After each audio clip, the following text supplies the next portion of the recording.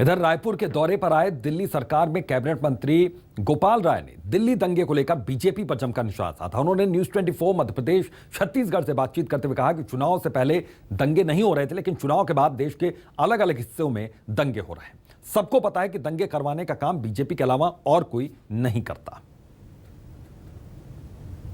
हमारे साथ गोपाल राय मौजूद है। सर, आपसे जानेंगे, आप इस तरह की बातें क्यों कर रहे हैं? मतलब क्यों लगता है आपको कि 5 राज्यों में जो चुनाव संपन्न हुए तो दंगे के जो पीछे का कारण है वो बीजेपी है? नहीं, हमें नहीं लगता है। हाँ।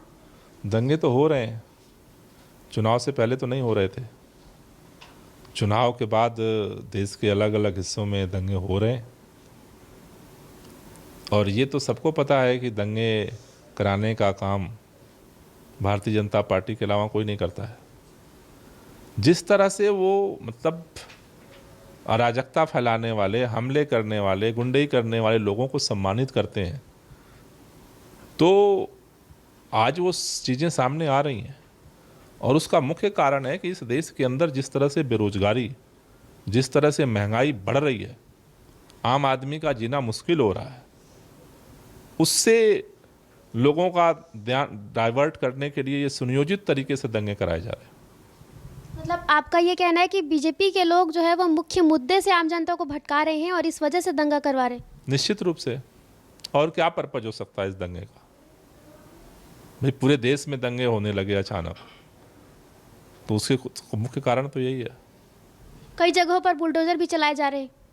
नहीं, बुलडोजर तो मेरे ख्याल से सबसे पहले दंगा करने वाली पार्टी के ऊपर चलना चाहिए, क्योंकि जब तक वहाँ भाजपा के कार्यालय पर बुलडोजर चलना चाहिए, क्योंकि जब तक जड़ नहीं खत्म होगी दंगे होते रहेंगे। जड़ समाप्त करने की जरूरत है। तो इस जड़ को समाप्त करने के लिए आप पार्टी की क्या कोशिश होगी?